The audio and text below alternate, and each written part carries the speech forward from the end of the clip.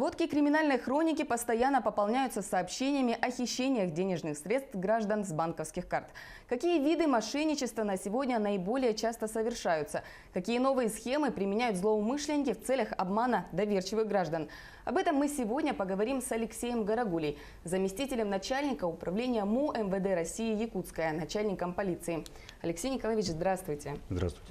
Что такое мошенничество и какие существуют виды, которые осуществляются через интернет?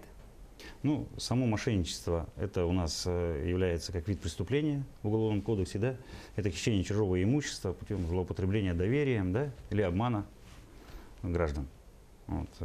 Ну, виды мошенничества на сегодняшний день, их достаточно много, они есть разные, но хотелось бы поговорить о тех видах мошенничества, которые у нас на сегодняшний день являются более массовые и актуальные, да, как я считаю, это интернет-мошенничество и мобильное мошенничество, вот, которые происходят у нас практически ежедневно. Как бы мы ни старались проводить работу в части профилактики данных видов с населением, чтобы они не велись на уловки, так скажем, вот этих дистанционных мошенников, да, ну, цифры говорят сами за себя.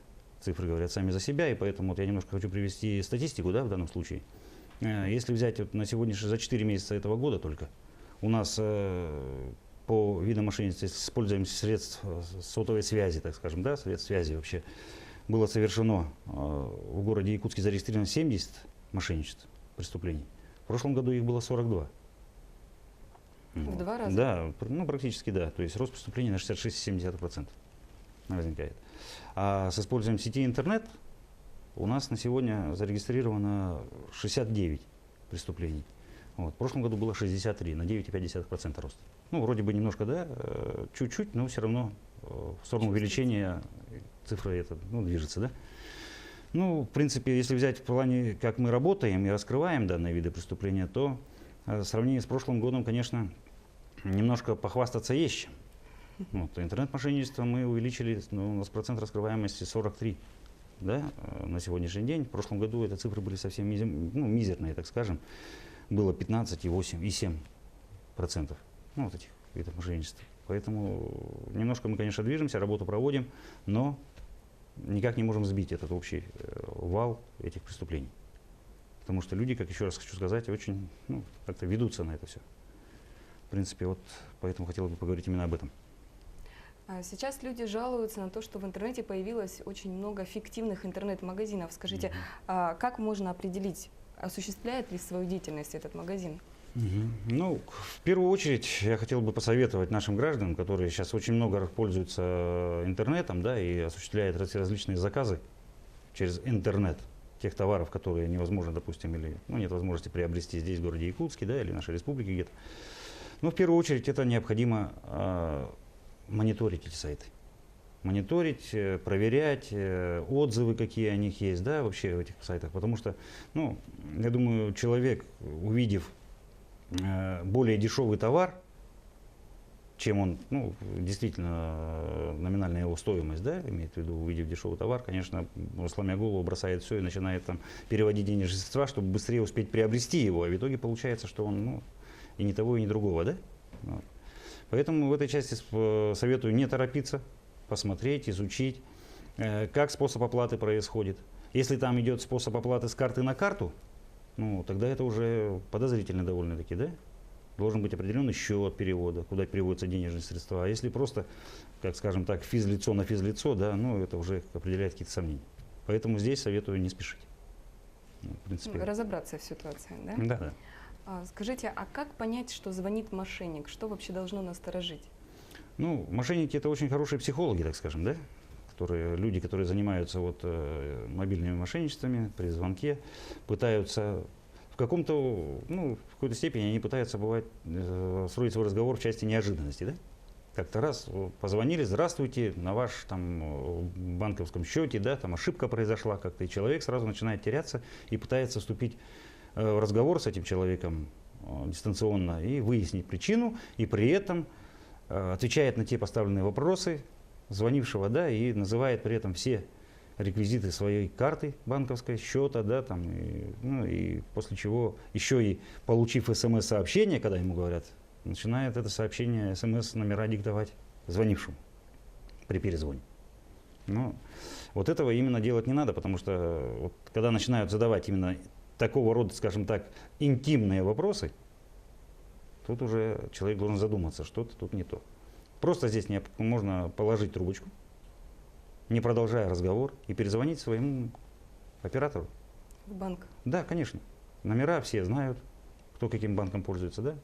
Перезвонить и выяснить, действительно ли имеется какая-то банковская ошибка, ну и так далее, да? Ни в коем случае, еще раз хочу сказать, ни в коем случае нельзя называть мошенникам свои реквизиты. А у нас люди почему-то такой легкостью расстаются со своими деньгами. С легкостью расстаются.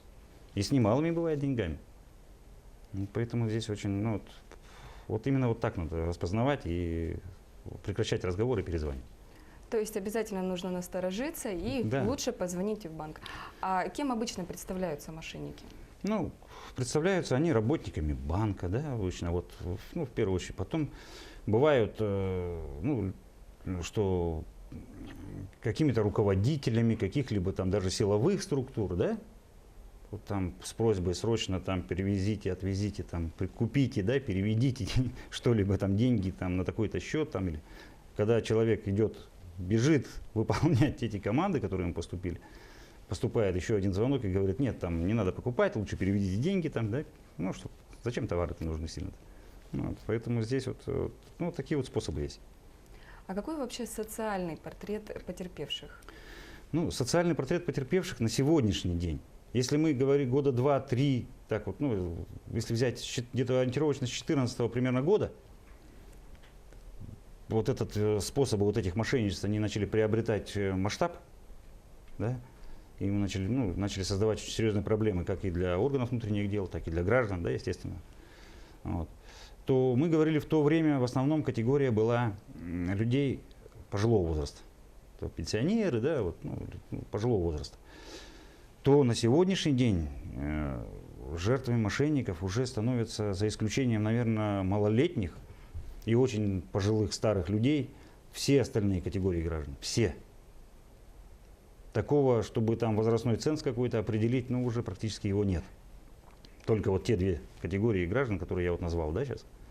И, в принципе, получается, что и даже социальный статус людей, которые подвергались, ну, вот этим мошенникам, да, преступлениям, связанным вот с этим видом мошенничества, он всеразличен. Могут это оказаться и руководители каких-либо довольно-таки серьезных организаций. Бывали случаи, даже сотрудники банка становились жертвами мошенников. В той же степени, главное, по тем же моментам, когда вот тоже звонили, у вас банковская ошибка. Но сотрудник банка, и он же попадается на эту уловку. Вы представляете, до какой степени надо быть, ну, подготовленным со стороны мошенников, чтобы вот так вот разводить людей. Ну это же разводят, просто разводят людей. А люди с легкостью расстаются со своими деньгами. С легкостью. Но важную роль здесь играет как раз-таки неожиданность. Ну да. А какие вообще схемы у мошенников?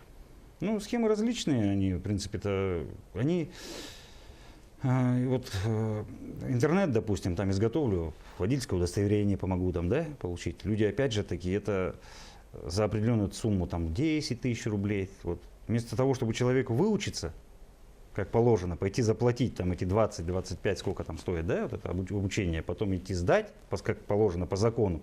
Нет, он хочет все равно пойти другим путем и тем самым попадается на эти уловки мошенников, да, вот в интернете. То же самое получается, ну, как я уже говорил, вот эти вот звонки, да, кто-то хочет взять кредит, имея при этом, ну, не очень хорошую банковскую кредитную историю. В банке ему отказывают, но кредит он хочет получить, нужны деньги. Человек находит там где-то в интернете, что помогают, да, и прежде чем получить этот кредит, он в 2, или бывает даже в 3 раза переводит большую сумму этим мошенникам, да, для того, чтобы получить, ну, процентов на 40 там, меньше, чем запрашиваемая сумма. Вот. И просто переводят же. Ничто их не останавливает, не хотят задуматься, почему, зачем они переводят эти деньги. Но переводят, после чего потом понимают, что они стали жертвой мошенников и приходят. Куда? Приходят в органы внутренних дел с заявлением, что помогите. Ну, естественно, мы обязаны принять. И по каждому факту начинаем разбираться. В настоящее время участились списания денежных средств с банковских карт граждан путем бесконтактной оплаты. Как уберечься от такого вида ограбления? Ну, бесконтактно, вот я уже об этом немножко сказал, да, это вот как только человек позвонили, вот это же мы говорим о том, что списание, то есть какая-то ошибка, да, звонок поступил, вот ошибки, и люди начинают говорить, там вот у нас номер, назовите номер своей карты, да, назовите номер, трехзначный код с другой, с обратной стороны карты, да, потом приходит СМС, назовите СМС, ну и все, и почему-то люди это делают, и все, и сразу же мгновенно снимаются деньги, мгновенно снимаются деньги. Другой вопрос, когда после прихищения банковской карты, либо ее утери, да, есть такой, вот если взять с прошлого года, законодательство немножко изменилось, с апреля прошлого года, 18-го произошли изменения в законодательстве, и вот за списание денежных средств с банковских карт наказание ужесточили. То есть оно стало относиться к категории тяжких преступлений. Но и даже это не останавливает этих товарищей, да, мошенников, которые вот используют вот это вот списание денежных средств с банковских карт. Не останавливает. Ну, потому что, сами посудите, у нас получается категория вот мошеннических действий, вот именно в интернете и вот, с использованием мобильных средств связи, по республике практически где-то равно наши, вот, лицами, которые проживают в нашей республике, ну, пускай где-то 10-15, может, процентов, да, которые занимаются, а все остальное это извне нашей республики, по всей Российской Федерации. И в каждом регионе Российской Федерации такая ситуация, да, где-то там все это дело происходит. И вот нам приходится это по всей стране, так скажем, где-то ездить в командировки, отрабатывать, находить, ну и вот только вот этим способом нам удается раскрывать эти преступления. Сидя здесь только и пытаться что-то сделать, ну, никогда раскрыть не получится, найти никого не получится, и вернуть эти похищенные денежные средства гражданам тоже не получится.